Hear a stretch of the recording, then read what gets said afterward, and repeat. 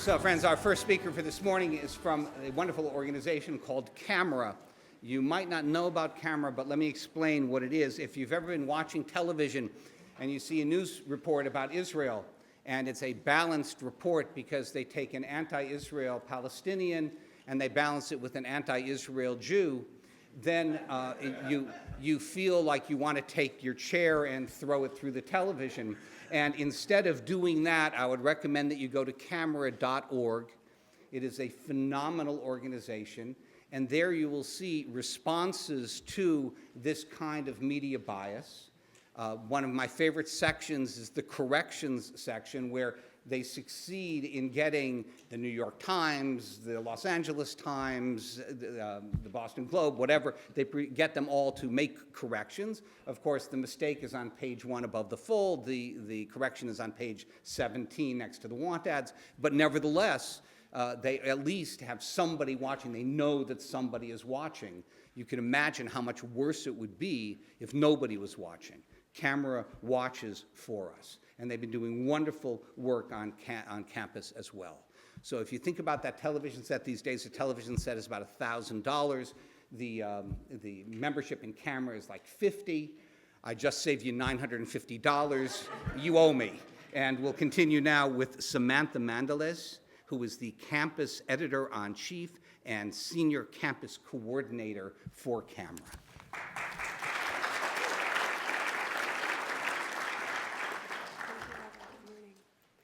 Good morning.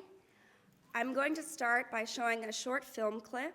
The film has been produced by our dear friends at Americans for Peace and Tolerance, and you'll hear from the executive director of that organization a little bit later. But I want to introduce you to some of the things that my students and soon your children may be facing on a daily basis on their own college campuses. Leah? Are you angry? Are you angry? Are you angry?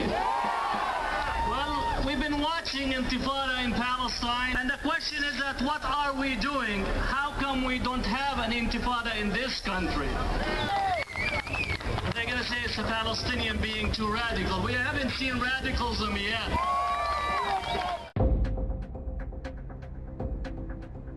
Students for Justice in Palestine is a rapidly growing national activist organization with more than 150 chapters at American and Canadian universities.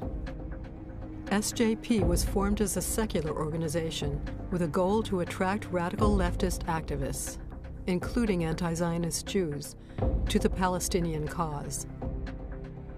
A significant factor in the growth of SJP activism reflects the general increase in the number of foreign students on U.S. campuses, especially from Arab countries, where the government and the media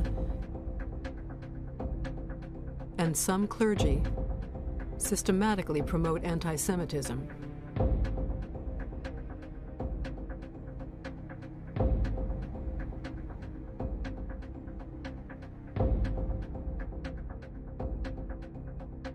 SJP closely coordinates its activities with many anti-Israel organizations, including the Muslim Student Association, the Muslim Student Union, General Union of Palestinian Students, and others. Students for Justice in Palestine is an offshoot of the Muslim Student Association, MSA. The Muslim Student Association was founded with the help of the Muslim Brotherhood and a Saudi charity in the early 1960s. MSA's goals include recruiting members for the Brotherhood and promoting Islamic identity on college campuses. Many MSA chapters have been active in promoting an end to U.S. support for Israel. You, the Zionists, who hide within Jewish cloth, you've become the Goliath of our times. And you think just because you have all this money to buy politicians, what do you think? You're getting away with this? A 2007 New York Police Department report on terrorism identified the MSA as an incubator for Islamic radicalism. Several MSA leaders and members have been involved in terrorism. These include Anwar al-Awlaki, a leader of the al-Qaeda branch in Yemen, killed in a U.S. drone attack; Wael Julaydin, one of al-Qaeda's founders; Omar Hamami, leader of al-Shabaab, an al-Qaeda affiliate in Somalia; Ali Assad Chandia, provided material support to a Pakistani terrorist organization and was sentenced to 15 years in prison; Syed Maz Shah, a Pakistani national who planned on joining the Taliban and was convicted on weapons charges; Rami Zamzam was sentenced to 10 years in prison for plotting terrorist acts; Abdul Rahman Alamudi was sentenced to 23 years in prison for illegal financial transactions with the Libyan government and helping organize the attempted assassination of Saudi Crown Prince Abdullah. Ramzi Youssef was imprisoned for masterminding the 1993 bombing of the World Trade Center. Afia Siddiqui was sentenced to 86 years in prison for attempted murder of FBI agents. And Johar Tsarnaev, currently on trial for the Boston Marathon bombing, which killed 3 people and injured over 250 others. A co-founder of Students for Justice in Palestine is Hatem Bazian, a longtime anti-Israel activist, a lecturer in Near Eastern Studies, and director of the Islamophobia Research and Documentation Project at the University of California, Berkeley. In April 2004, Hatem Bazian urged protesters to start an intifada in America. Are you angry? Are you angry? Are you angry? Well, we've been watching intifada in Palestine. We've been watching an uprising in Iraq. And the question is that what are we doing? How come we don't have an intifada in this country? Well, the world is being managed from Washington, from New York, from every other place in here in San Francisco, Chevron, Bechtel, Tally Group, Halberton, every one of those lying, cheating, stealing, deceiving individuals are in our country, and we're sitting here and watching the world pass by, people being bombed, and it's about time that we have an intifada in this country that change fundamentally the political dynamics in here. And we know they're going to say it's the Palestinian being too radical. We haven't seen radicalism yet. Today, Hatem Bazian is chairman of the board of American Muslims for Palestine, AMP. What if, as Muslims, we wanted to establish an Islamic state? Is that wrong? What if, as Muslims, we wanted to use violent means? Is that wrong? Of those people massacring those 500 children and those civilians, there were American Jews. AMP has organizational roots in the now defunct Islamic Association for Palestine. Identified by federal authorities as the media wing of Hamas in the United States, AMP promotes an anti-Semitic agenda, using SJP's organizational structure on campus. AMP professional organizers come to campus to train activists, provide material support, and facilitate coordination among SJP chapters around North America.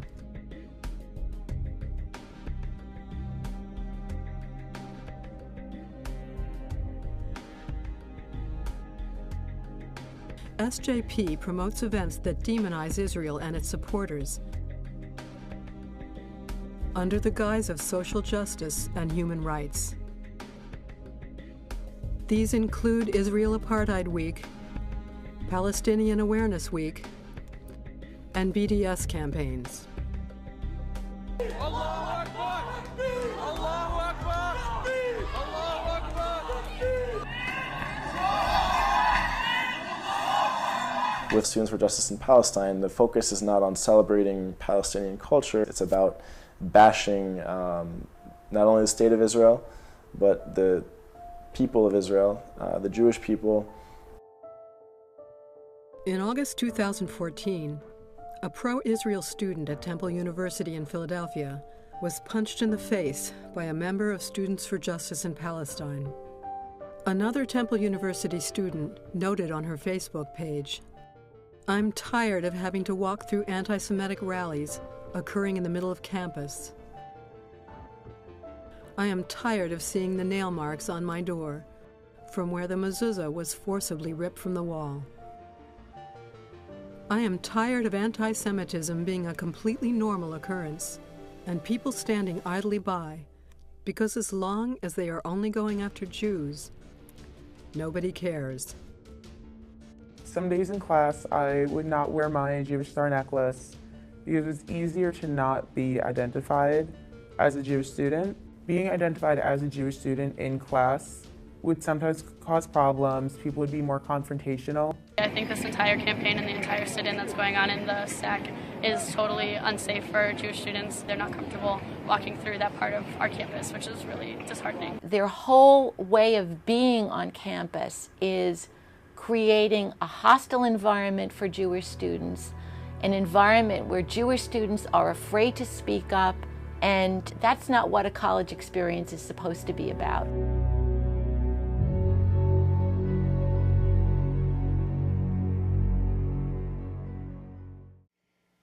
The good news is that there are ways to fight against this, and there are ways to fight against it and win. So this morning, I'd like to begin with a personal story. It's a story that I tell often because it remains one of the primary reasons I've spent the last 4 years as part of Camera's campus team. I entered university in 2006 at the now somewhat infamous Hampshire College. Hampshire is a small, private, liberal arts institution nestled in the Pioneer Valley of Western Massachusetts. And it is a place where anti-Israel campus groups such as Students for Justice in Palestine found fertile ground, a campus full of young, idealistic, social justice-obsessed college students, all too many of whom were ready to absorb and spread SJP's portrayal of Israel as a powerful, warmongering oppressor. During my time at Hampshire, I watched as SJP grew, gained prominence, and lied to the campus community. Like the original chapter of the group, first formed in 2001 at the University of California, Berkeley, Hampshire SJP slandered Israel and Zionists with labels such as Nazi, apartheid, fascists, and thereby justified persistent efforts to silence, subdue, and otherwise destroy whatever hint of Zionist sentiment there might be at Hampshire. Hampshire SJP's campaign of intimidation was frequently directed at me, identified as the lone outspoken Zionist student on campus for much of my college career. Various SJP members broke into my campus apartment, sent me abusive emails, and even told me that as a Jew, I was responsible for the murder of Jesus. Why do I explain all of this to you this morning? Why do I show you this frightening video? Because my story and the story of many of these students are emblematic of the reasons that Camera's message on campus is so important. At Hampshire, especially after participating in Camera's annual student trip to Israel, my reaction to my mistreatment by SJP was not to hide my head in the sand and hope that the bullies would somehow disappear.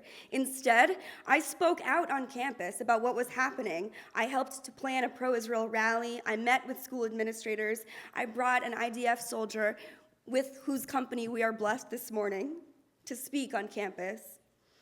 And having done this, and knowing that it is not easy, my goal is now to help our students, to help you, contend effectively with the challenges that they face. This is part of the fuel behind Camera on Campus. Most of our campus staff have come from situations where they too have dealt with problematic and even threatening anti-Israel sentiment.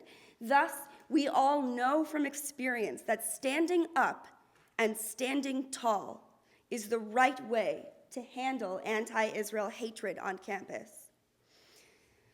Too frequently, interactions on campus between Zionist and anti-Zionist students consist of threats, harassments, and abuse of the former by the latter.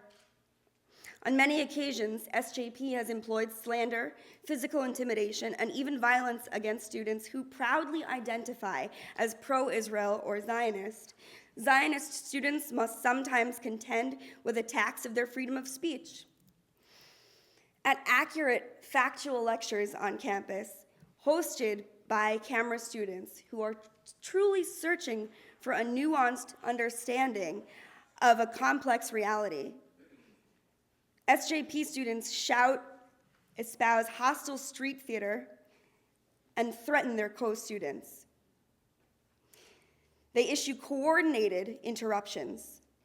These displays of hostile street theater are, as a UC Davis SJP student admitted at one such protest in 2012, solely geared at limiting the free expression of any pro-Israel speaker,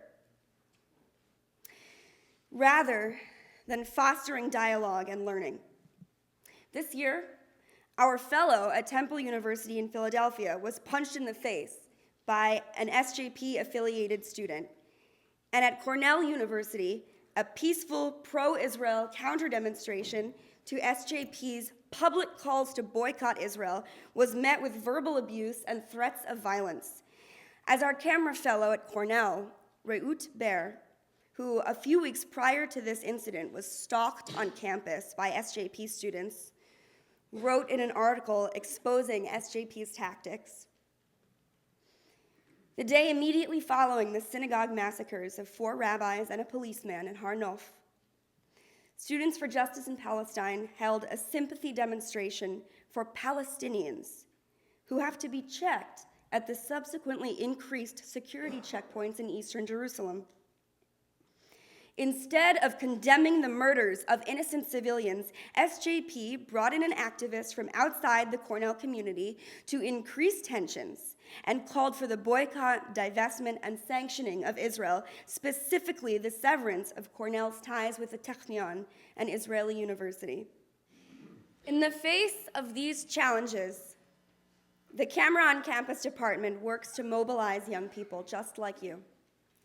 Part of this is to help them understand that some things must be fought for, that dedicated and motivated enemies challenge democratic societies and ideals, that the survival of the national and cultural identity of Israel and the Jewish people is crucial, and that we need to have learned that those who persecute Jews will soon persecute the rest of the world as well. We know that Israel, as the nation state of the Jewish people, is self-evident. We do not have to whitewash Israel to understand and proclaim that her existence is nothing short of miraculous. We live by extraordinary good fortune at a time when the soul of the Jewish people has been rebuilt and reborn. We will not constantly apologize for Israel's success. My staff and I work to instill these values in our students, and our work on campus reflects these ideas. This is what keeps us centered. What we do stems organically from what we believe. This is why we focus so deeply on not only providing students with the facts, but providing students with the confidence to use them, even in the face of violent dissent. This is the crux of what we do and what we must all continue to teach our allies, our friends, and especially our children. Yes, SJP is on many campuses, and yes, there is a battle to be fought. But with the facts and the confidence to use them, our students can and do win that battle. Our prestigious Camera on Camera Campus Fellowship is in its 11th year on college campuses. Our flagship program, known in Israel activist communities around the world, has groomed hundreds of students, some as far away as Argentina, Uruguay, and South Africa, and some as close to home as Princeton and New Brunswick, to fight for truth and for Israel on their campuses. This year-long program includes a stipend, our free educational trip to Israel, our free training conference in Boston, funding for exciting and inspirational educational events on campus, and guidance in writing, editing, and publishing factual articles about the Middle East. Our alumni constantly report to us that our fellowship changed the course of their lives. Many choose to go on to careers in Israel activism, politics, journalism, or even to make aliyah and serve in the IDF. Our Emet for Israel program, formerly the Camera Campus Activist Project, continues to revolutionize pro-Israel activism on campus. With guidance, support, training, and $6,000 of funding per group per year, our Emet for Israel program helps students to be the activists they want to be on campus. It helps our students to adapt Israel activism, factual and educational activism, to their campus communities, and makes sure that they can educate their communities in the way that they see fit. Many of our Camera Campus Activist Project members go on to become prolific writers. Our own liaison and consultant, Chloe Valdery of the Emet Group Allies for Israel at the University of New Orleans, writes and publishes new articles about Israel almost faster than we can read them. Our Emet students at the University of Minnesota have made history by helping to make sure that there is a resolution expressing support for the state of Israel passed in their student government. A few weeks ago, a camera fellow from the University of Houston called my office. He told me about how he had been tabling on campus with camera materials and other accurate information about Israel. Several students from SJP approached his table and began arguing with him about Israel's supposed war crimes. Instead of feeling flustered and tongue-tied as he reported feeling before his fellowship year in situations like these, he was able to destroy their accusations and defeat them in debate to such a degree that they left his table unable to answer with their tails between their legs. He called us just to explain that his newfound skill in combating lies is due to his experience with camera at our annual student conference.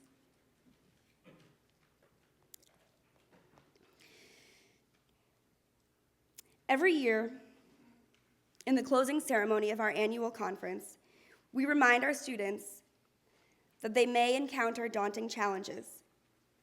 We explain to them that their jobs as outspoken campus Zionists, Jewish or Gentile, are not easy or quickly accomplished.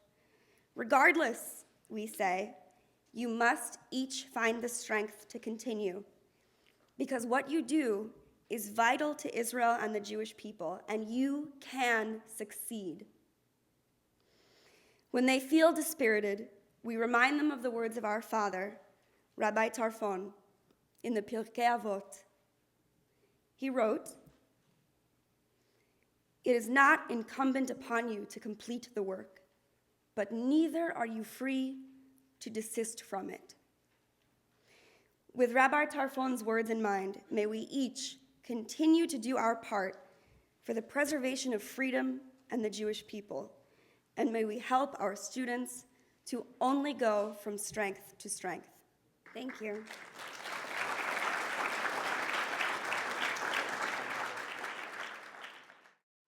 In addition to preparing yourself to face whatever you may encounter on campus, you can also make an educated decision about where you decide to spend your college years, as well as a significant amount of tuition money and possible future support. There are approximately 4,000 colleges in the United States, so undoubtedly there are several where you can get a great education and enjoy your college experience. So when you're evaluating Jewish life at a college, you need to look beyond the demographics and investigate what's going on that matters to you. Religious observance, Jewish life, and the university's record on anti-Semitism and anti-Israel activity. So, kosher dining, is there a kosher meal plan? Is it part of the regular meal plan? Where is it available? Is it through Hillel, or is it integrated into the school's other dining options? What's available in the surrounding community? And religious services, what kinds of religious services are available? Are there weekly Saturday morning services? How many people are actually at a typical Friday night service? And what about on Jewish holidays? Is there a local Jewish community or one nearby? In terms of geography, will it be practical for you to get home for the holidays? And if you're too far to get home, what options will you have to observe the holidays on campus or in the community? And religious accommodations. This is if you have to miss class for holidays, how does the college handle it? They all have a policy on this. Do professors cancel classes on the major Jewish holidays? Are they encouraged to be understanding and accommodating of students' religious commitments? Most colleges don't close for the Jewish holidays, but most will make accommodations, at least for the high holidays. So make sure to check the college's policy for making up work and/or exams. Generally, public colleges and universities have a greater legal obligation to accommodate students' religious observances than private colleges and universities, but it also depends on individual state laws. Review school policies and handbooks. Look for language that affirms equality of opportunity, prohibits discrimination, or allows for religious accommodations. Are students permitted to make up the work or exams missed without penalty? It's always going to be the student's responsibility to check the calendar and inform professors of absences due to religious holidays well in advance. Some schools actually encourage or expect professors to avoid conflict with religious holidays, and other schools leave it to the professor's discretion. So you want to be aware of that too. In terms of Jewish life, is there a Jewish studies department offering majors and minors? How big is the department in terms of faculty and course offerings? How many students are currently majoring in Jewish studies? Are Hebrew language courses available? Is it possible to study in Israel for credit? Does the college offer its own program? And how many students have participated in recent years? Is there an active Hillel or other major Jewish organization? Who are the staff? What activities and services are offered? You want to speak with the staff and students to find out what's going on. And what other Jewish organizations and activities are on campus? Fraternities and sororities, Israeli dancing, Israeli advocacy groups, which you have a fantastic opportunity to connect with many of them here today. Is there a Koach group for conservative Jewish students? Are there other Jewish engagement programs like Chabad? And is there a birthright trip for students from that college? All of this information should be available on the website. You can find tons of useful information, obviously, and resources on the internet, but don't rely on web research alone. Visiting campuses is crucial because you get an intangible kind of gut feeling when you walk around and spend time and talk with students about whether or not you could see yourself feeling comfortable and at home in a place. So it's important to visit while the school is in session if possible. Visit Hillel if you can and stay for a Shabbat service. Eat lunch in the kosher dining room. Contact the rabbi and speak with Hillel staff and other student leaders about Jewish life on campus. And make sure that the groups and programs that are advertised on the college's website are actually have active memberships, and that everyone who was part of that maybe didn't graduate last spring. So do your research so you can make your decision with up-to-date, first-hand information, and proactively join one or more of the many organizations that are here today so that you have the tools to stand up for yourself and to stand up for Israel.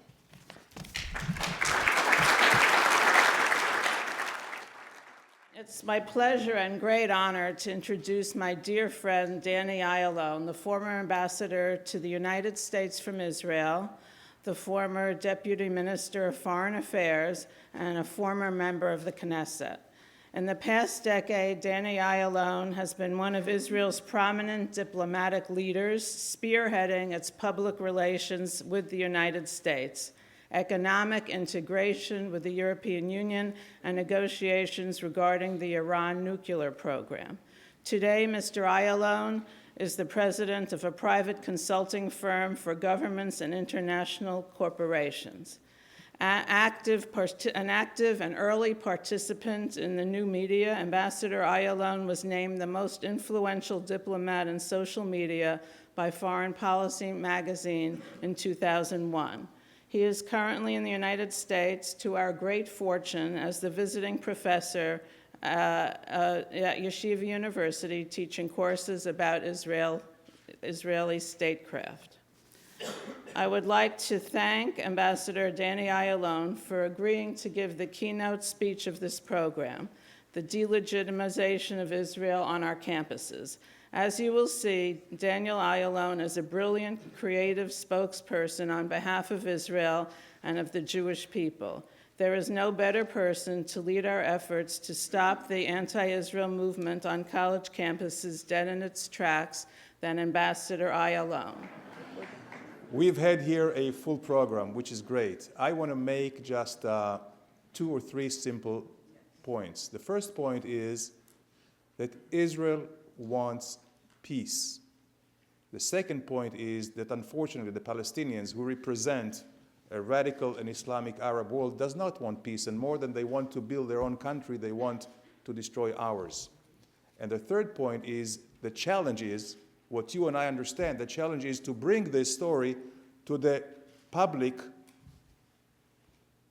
attention, here in the United States, in the world, and everywhere. And this is the great challenge of our times, because the political warfare which is being waged upon us is just as dangerous as terror and the military warfare that we have all succeeded to defend ourselves against. And this is something which we're still fighting, and we have not found the best way to defend ourselves. Now, the fact that Israel wants peace is a no-brainer if people just will open their eyes and look at the facts. In 1979, when Egypt and Sadat came over to Jerusalem and made peace with Israel, a true peace with end of hostility and recognition of Israel's legitimacy, we made peace with great, great sacrifice. Israel gave the entire Sinai to the Egyptians for the 3rd time, to the last inch.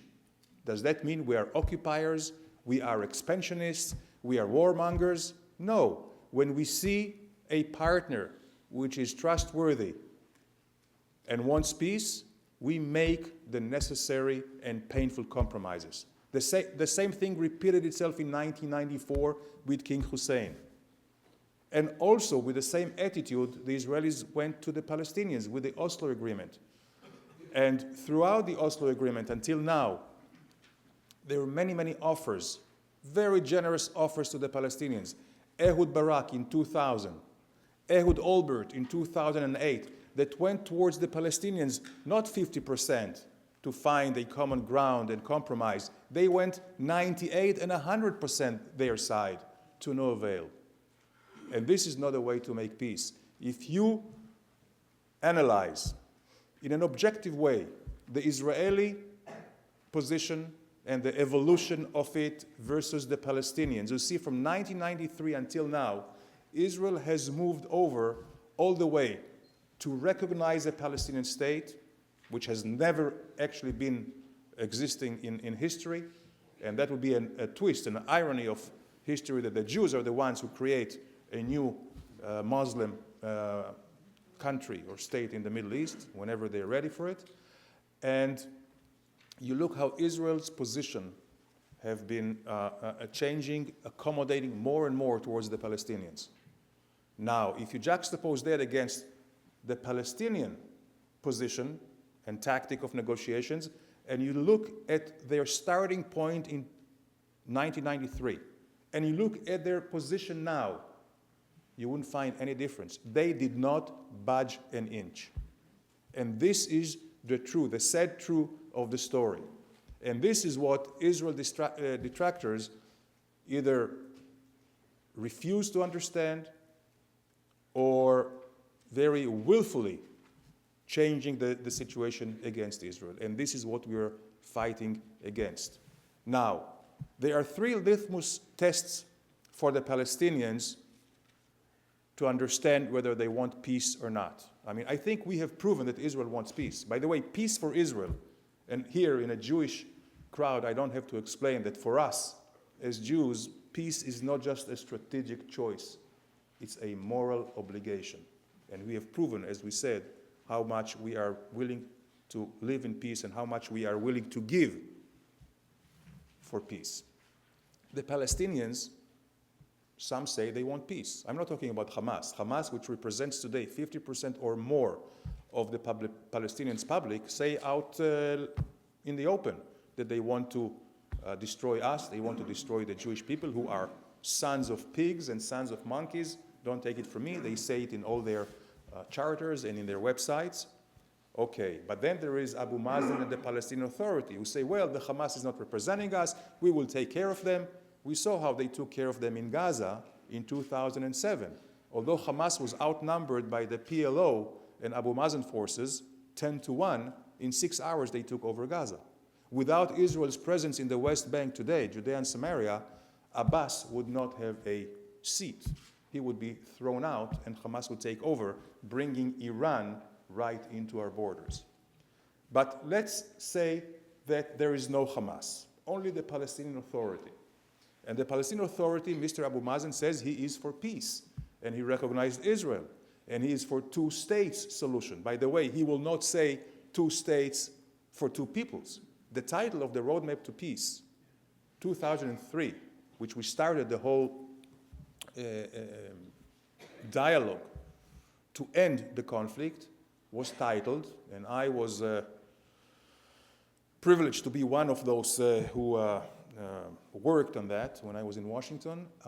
It was titled 2 States for 2 Peoples. You don't hear 2 peoples anymore. Abbas will not utter 2 peoples. None of the Palestinians. Unfortunately, you don't hear many Europeans. Only the Israelis say 2 states for 2 peoples, and you would hear it sometimes in Washington. Now, why wouldn't he utter that? That's one question. Secondly, although he wants peace, and he says he believes in coexistence, what does he teach his children? I'm talking about the Palestinian Authority, not the Hamas. In the Palestinian Authority textbooks, from first grade to high school and universities, there is no Israel, and they are taught that the whole land is theirs, and they should claim it. And this doesn't go just for the West Bank and Gaza, which they have. They have 100% of Gaza. They have 40% of the West Bank, which controls 98% of the Palestinians. This is the Palestinian Authority. This was a result of Oslo A and Oslo B. Nobody talks about the fact that we have withdrawn, that now most of the Palestinians are being controlled by Palestinian Authority, not by Israel. Occupation. But they are taught to claim also the Negev and the Galilee and Jerusalem and Haifa and Tel Aviv, my house in Hod HaSharon, everywhere. This is where we judge them by, not what they say in the UN or international forums, but what they teach their people. This is the first litmus test that they have to pass in order for us to believe that they want peace. So we will take the necessary risks, if you will, to move forward. And then there is the issue of refugees. If you want to build your own state, why do you want your people to go to a different state, to a neighboring state? This is also telling. Do they want to just inundate Israel with Palestinians, Arabs, so we will cease being a Jewish state, change the character, take us, from within? What is it? Is it really something which is called the right of return? This is the most euphemism I can think of. There is no right and no return. According to international laws, according to all precedents from any legal point of view, any moral point of view, refugees, descendants, are not refugees anymore. Ask the 20 million refugees in Europe after World War II or World War I. Ask the people of Pakistan or Rwanda or Darfur or anywhere else. We are not talking about refugees anymore because the original people who left as an act of war, most of them because of the Arab exhortations to leave, to clear the way to push the Jews out of the sea, they are no longer there. We're talking about 4th or even 5th generation. They should not be refugees. Why were they kept in subhuman conditions? Only as a pawn, as a political tool against Israel.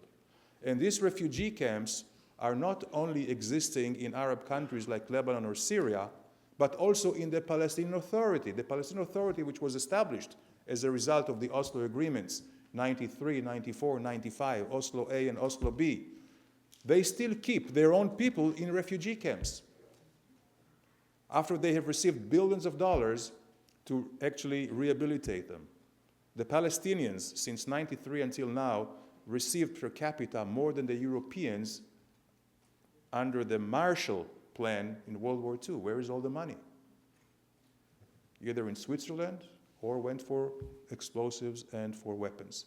So you see, as long as they keep the demand of the refugees' right of return, as long as they do not say 2 states for 2 peoples, as long as they continue to teach their children to claim the entire land, what kind of peace are they talking about?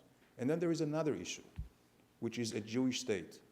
They will not recognize Israel as a Jewish state. Abu Mazen just a year ago said in 1,000 years he will not recognize Israel as a Jewish state. What does it take from them to recognize Israel as a Jewish state? Why wouldn't he want to do that? Does it take anything away from them? By the way, according to the diplomatic rules of reciprocity, once Israel in 93 recognized and respected the right of the Palestinians for self-determination, they should do the same. This is the minimum. And they should let us determine ourselves. We determine ourselves, self-determine ourselves as a Jewish state or the nation state of the Jewish people. Why? Because this is our DNA, this is our identity, this is our history, and this is our future. And for them not to recognize it is not only falsifying history, it's also arrogance, but it has also a political motive. Because by recognizing Israel as a Jewish state, that means that this is the end of claims and the end of the conflict. But how can they continue to claim the land and teach their children to claim the land if they recognize us as a Jewish state? So all their excuses not to recognize Israel as a Jewish state because it's anachronistic. We don't have religious states anymore. Tell this to the Arab Islamic republics or the 557 Muslim countries. They're also Christian countries. But by recognizing Israel as a Jewish state, it's not necessarily based on religion. You and I know that Judaism is not only a religion. It's a way of life. It's a tradition. It's a whole civilization. So for them not to recognize it and give all kinds of pretexts is just wrong. The other pretext that they give for not recognizing Israel as a Jewish state is because if they recognize Israel as a Jewish state, then what happens to the Israeli Arabs? The 20%, 1.5 Israeli Palestinians who have grown from 120,000.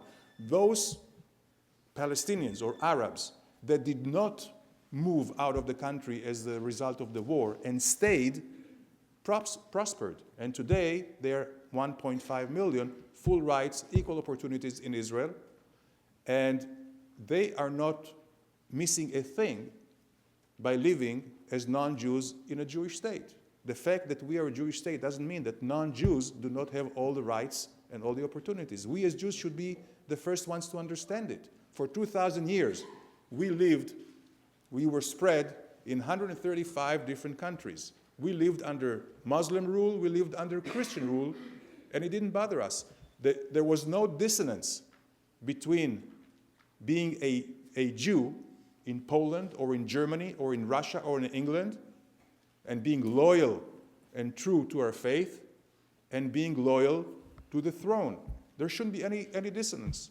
So just as we as Jews lived for 2,000 years under Christian or Muslim rules, we understand that there shouldn't be any problem for non-Jews to live in a Jewish state with all the opportunities. So all these excuses can be easily dispelled. I had, maybe 3 years ago, an argument, I had a debate with a Palestinian ambassador in the UN. And he was trying to mock at me and says, what do you mean you need us to recognize you as a Jewish state? You don't know who is a Jew, you're not sure of your traditions or of your identity, you need me to recognize you? And I said, no, Mr. El-Kidwa at the time, I don't need you to recognize me as a Jewish state in Hebrew, not even in English. Do it in Arabic, because this is what's important for the future and for the children. So for us, and this is, I think, our challenge to explain to the world, friends and foes alike, but especially friends who do not understand us, not in Europe, and some not in the United States, that a piece of paper for us, or a peace treaty, is not a piece of paper. It should really mean changing reality, changing the reality from a zero-sum game right now with the Palestinians to a win-win, from a conflict to a peaceful coexistence, to historic reconciliations. And this is what we need. This is the obligation of our leaders to make sure the existence of Israel and the security of Israel and the well-being of Israel, not just for the next 5 years or 50 years or 500 years, but for eternity. This is our obligation, especially our generation, which is the generation of Geulah, of redemption. I think we are the most fortunate generation in the last 100 of generations, in the last 2,000 years. And we have seen our people rising from the ashes of the crematoriums to where Israel is and where the Jewish people is today. And the last message I want to part with is that Israel is important for all of us. All of us have a stake for it. Israel does not just belong to the Jews in Israel, it belongs to all the Jews in the world. This is the Jewish state, and even though you're American or Russian or whatever, this is also your place, and there is a stake there, and responsibility.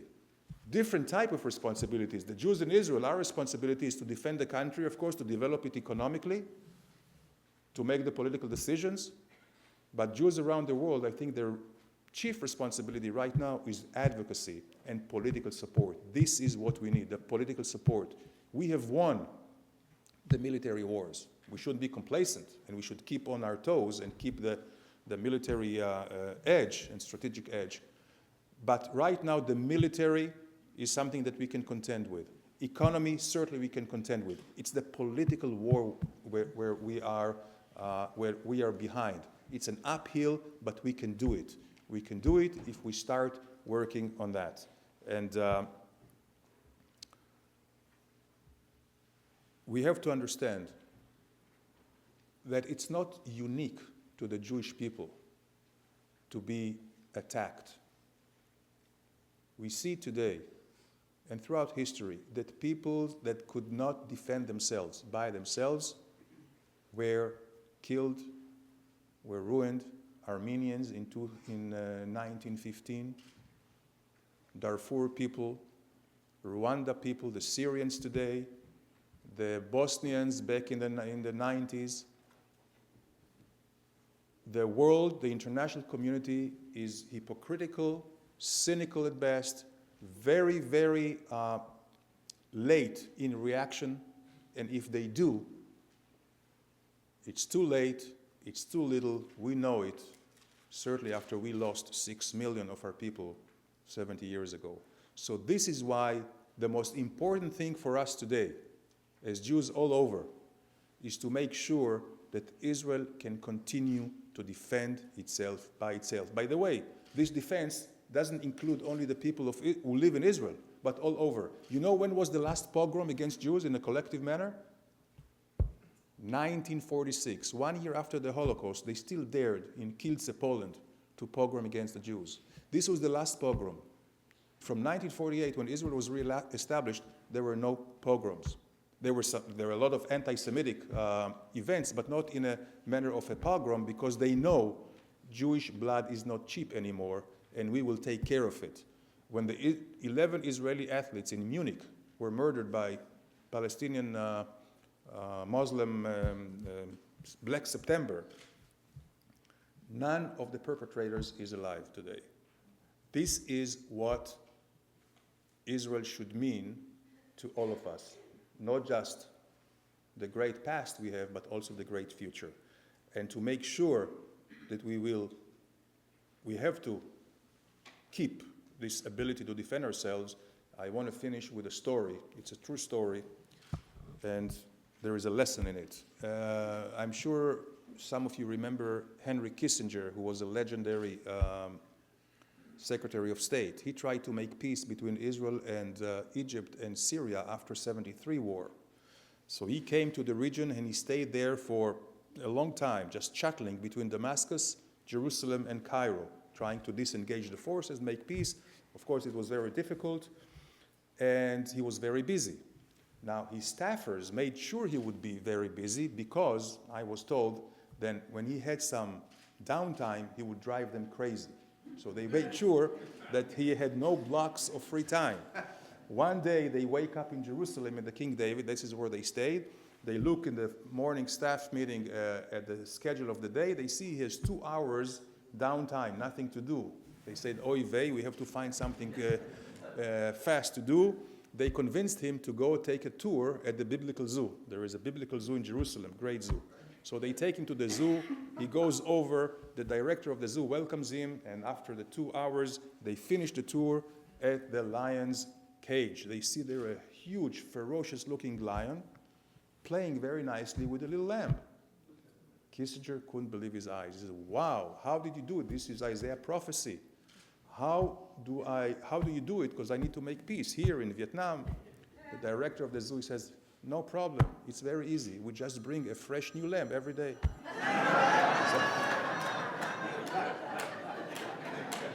The lesson is, Israel will no longer be the lamb. Thank you very much.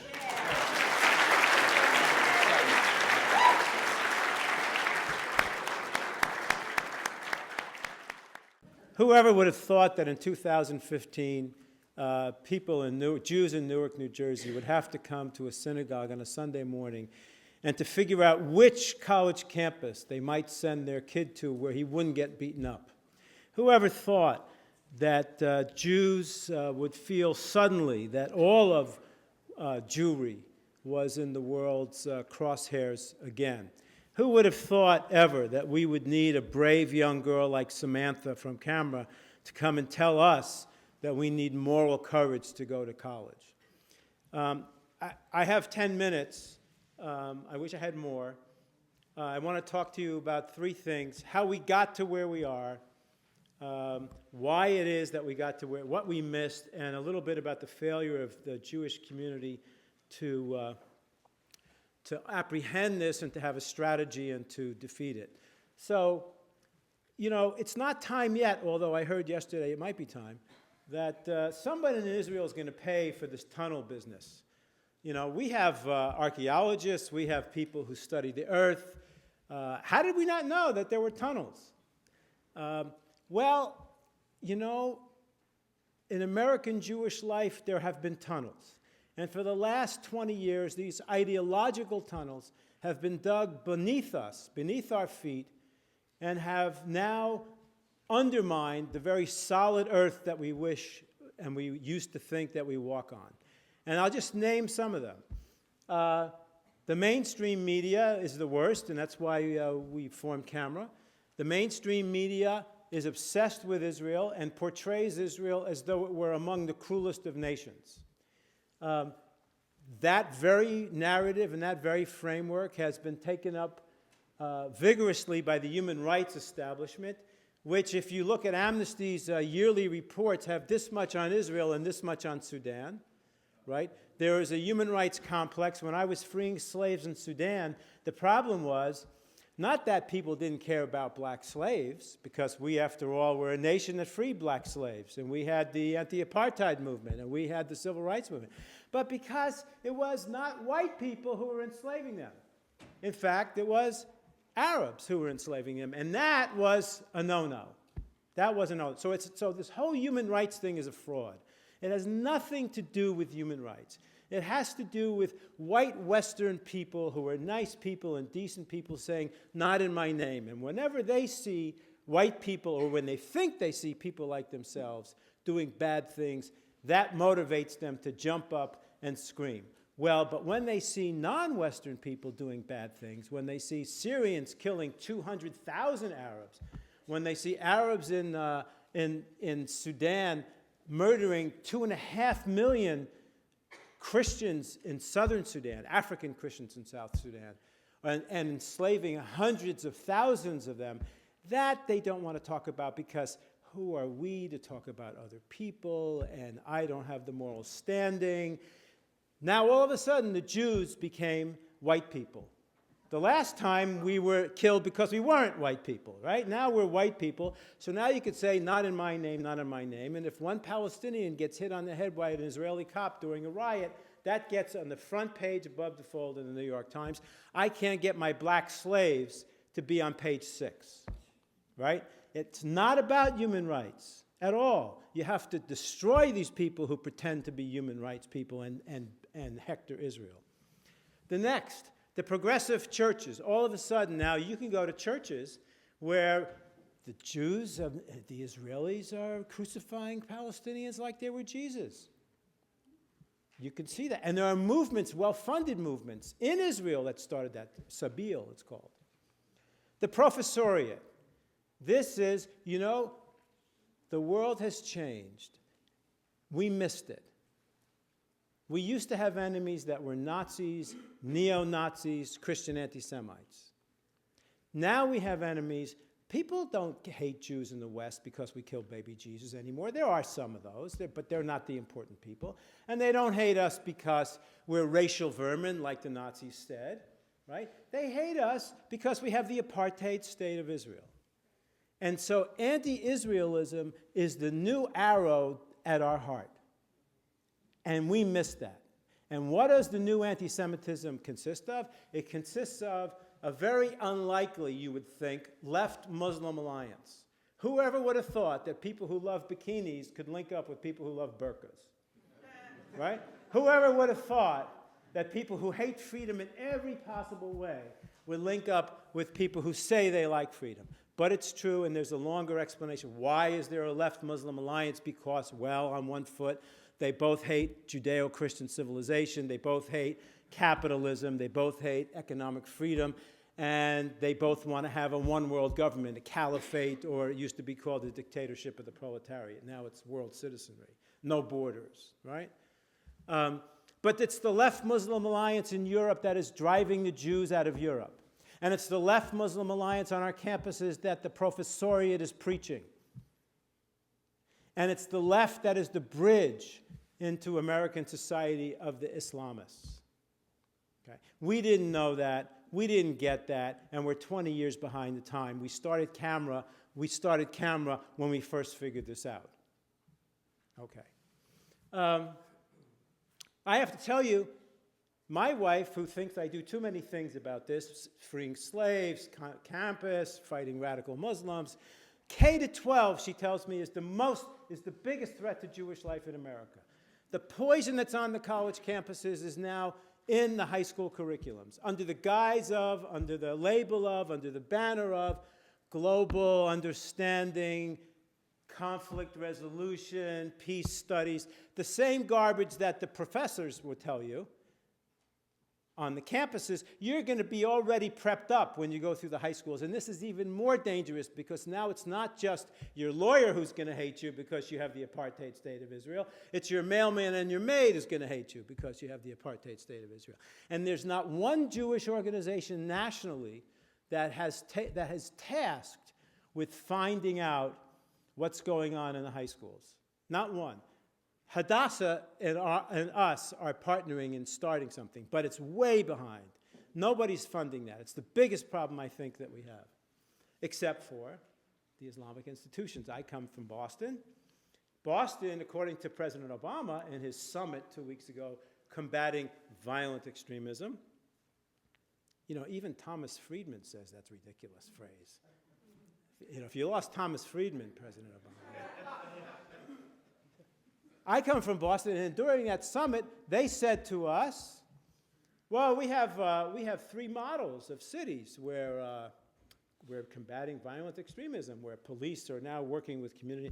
Boston is one of them. Well, guess what? In Boston, the go-to group is the Islamic Society of Boston, has the biggest mosque on the eastern seaboard, even bigger than the one you have in Manhattan. And there are 12 people in the Islamic Society of Boston connected to them who are either in jail, awaiting trial, fugitives from justice, or dead because they're jihadis. So it's not quite working out so well. And they're teaching, and we have films and clips of sermons against Christians, women, Jews, homosexuals. But this is all taboo. You can't talk about it because then you would be a bigoted Islamophobe, right? So, and then there's Jewish radicals and progressives. How many people here saw the J Street Challenge? Well, if you really want to know how the left-wing mindset works within the Jewish brain, You know, Jews are just like everybody else, only more so. Right? So our left-wing Meshuggahs are going to be better than all the other left-wing Meshuggahs. If you want to know how the left-wing mindset works, go downstairs after this and buy a copy of the J Street Challenge, or if we run out of them, on Amazon.com, because you really have to understand what it is that's motivating our kind of naive, good-hearted, oh so good-hearted Jews who think that if only we're nice to Muhammad, he'll be nice to us. Go see the movie. Just a couple of things more, Leah. So Danny Ayalon is right. How they lie about us is called I call it the zoom lens effect, right? That's the Middle East. That's the Middle East. Next. And Israel is the size of a matchbox on a double bed compared to the Middle East. We're tiny. But when they fill up the map like that, it looks like we're Goliath and the Palestinians are David. That's the big lie. That map's a lie just by itself. Next. And they talk about disproportionate responsive Jews who, you know, when they fire rockets on us, what are we supposed to do? Just fire a couple of things back? It's disproportionate journalism that's the problem, right? I mean, they cover us as though with a magnifying glass. They forget the slaves in Sudan, they forget the female genital mutilation, they forget the real stuff, but they are obsessed with Jews. Next. Okay, so there were 2,000 Palestinians, more or less, killed in Gaza. The world went out of its mind, right?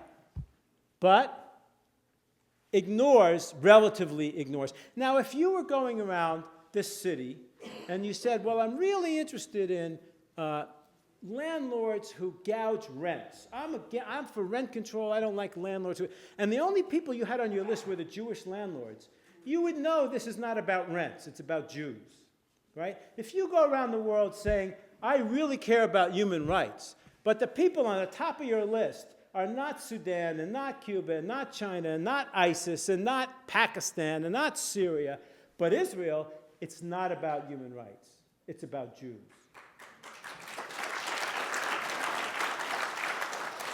So, one final point, and this will get me in trouble maybe with the rabbi. That's okay. When the enemy, this has to do about Jewish communal failure. When the enemy was the neo-Nazis, the Nazis, the skinheads, and the Christian anti-Semites, every Jewish community had two branches. We had a Health and Human Services. I call that the federations. What do the federations do? They collect money for non-controversial Jewish basic needs. Education, safta in the old age home, continuity, okay. When the enemy was the old enemy, we also had a Defense Department, and it was called the ADL. It's called the ADL. When that shifted and it became the new enemy, became the left Muslim alliance, we didn't have a Defense Department. And that's exactly the point where Camera, Stand With Us, ZOA, the David Project, Hasbara Fellows, and tried to fill the gap. We tried to, we said, we shall undercome, right? We have to come from the bottom. I have to tell you, this is very serious. We're in a serious, very serious time. We are in the crosshairs, but we are an extraordinarily talented people. We can win this if we get ourselves thinking about it and have strategies about it. We can win this. We must win this. Am Yisrael Chai. Being a 16 going on 17-year-old student is no easy task. I have to grapple with the work of junior year, upcoming SATs, and college searching. Since I was a little girl, I always had this image in my mind of me in college. I'm pretty sure I got this idea from a movie, and it sort of looked like a camp, but not, if that makes any sense. Anyways, young Elizabeth made her decision that she is going to do really, really well in high school and do whatever she can so that when the time comes to decide which college she wants to go to, she wouldn't have any problems. However, at that time, anti-Semitism and anti-Zionism weren't really at their peak. Today, things are different. I cannot simply choose a college based on its extracurricular activities, its picturesque campuses, its enriching classes. Instead, I have to pick a college that has a good Jewish life and how good its Hillel is there. I also want to choose a place where I know I'll be safe against anti-Semitic and anti-Zionist threats. So, how can I be sure where I'll be safe? Well, I'll never really know exactly because I'm not living there yet, but what I can do is do the necessary research to provide me with the information for which I'm looking. So I read articles, spoke to teachers at school and students at different universities, went to movies such as Crossing the Line, and met with prominent figures such as Dr. Naomi Vilko. I found through much researching that 54% of Jewish college students before the Gaza war were victims of anti-Semitism. Professors who have tenure at their respective universities can spew whatever information they want that is anti-Semitic and anti-Zionist, and students are having trouble speaking out because when they do, these professors flunk them. 3 colleges have instituted BDS, and there were 17 resolutions requesting BDS put before different student governments this past year alone. BDS is an acronym for the movement to boycott, divest from, and sanction the State of Israel, to protest its occupation of the West Bank, Gaza, and policies toward the Palestinians. What's even more horrifying is that a member and outreach coordinator of the U.S. campaign to end Israel occupation spoke about BDS in college campuses, saying, "There's more and more campuses that are taking up this issue. We've welcomed 10 to 15 new student groups in the past year." I bet you thought it couldn't get worse, but it can. At Emory University, students spray-painted swastikas on Jewish freshman doors. At Binghamton University, students were attacked for being Zionist. At Ohio State University, 4 Jewish students were arrested for speaking out at a student senate meeting against the Palestinian Student Senate president, who released a video calling for Ohio State University to cut all ties with Israel. At NYU, Harvard University, and Northeastern University, just to name a few, members of the SJP, Students for Justice in Palestine, placed mock eviction notices in Jewish dormitories housing Jewish students. The eviction notices stated, "Palestinian homes are destroyed as part of the State of Israel's ongoing attempts to ethnically cleanse the region of its Arab inhabitants and maintain an exclusively Jewish character of the state." My own cousin was victimized by students in his own university, McGill University. There was a motion calling on the student society to stand in solidarity with the people of the occupied Palestinian territories. As the executive director of the university stated, and I quote, "A large majority of student voters recognize that the motion, introduced by Solidarity for Palestinian Human Rights McGill, employed misinformation and misused the language of social justice to attack Israel politically."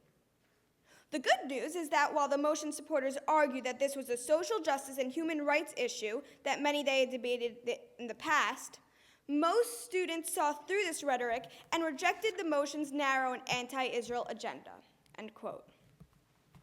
Understandably, my cousin and a group of Jewish students were furious about this, to say the least.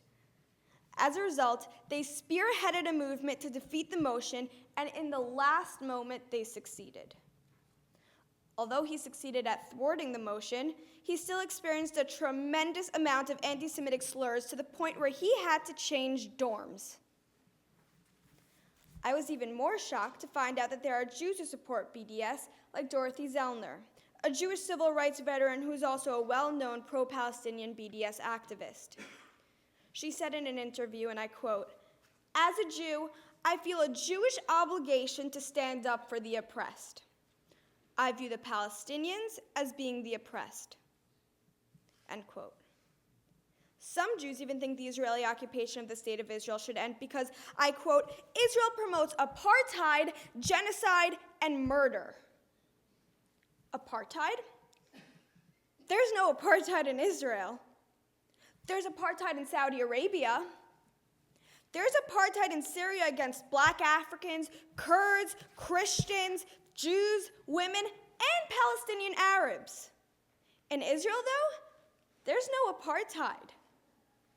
Frankly, Israel treats minorities much more favorably than Europe or any other Arab country does. Israel doesn't have a law banning minarets. Well, Switzerland does. Israel doesn't have a law banning civil servants from wearing headscarves. Well, France does. More importantly, Israel doesn't deny citizenship to Arabs just because they don't speak the dominant language, while Latvia does to some ethnic Russians. There was even a survey done proving that 65% of Israeli Arabs are proud to be Israeli, and 64% of Israeli Arabs say that they felt that their dignity as a human being is respected in Israel. There was a Statnet poll taken this past November showing that 77% of Israeli Arabs prefer to remain Israeli as opposed to living in a Palestinian state. These are facts. I can also vouch for my own experiences. This past summer, I was in Israel during the Gaza war. Honestly, I felt more comfortable in Israel in spite of the war than I do thinking about what the future has to hold for me regarding college campuses. The basis of our university experience is being threatened. We must have the information to respond. So, here's the answer you have all been waiting for. Social media. We have a tremendous advantage. My generation is growing, mastering Instagram, Facebook, Twitter, Pinterest, Tumblr, just to name a few. Although we may not change the minds of the enemies of Israel, we can inform the good people who don't know any better. With that in mind, I urge you to read, research, post, and embrace the state of Israel. We can no longer remain passive. We all must be the ambassadors of the state of Israel. As Mahatma Gandhi once said, you must be the change you wish to see. Thank you.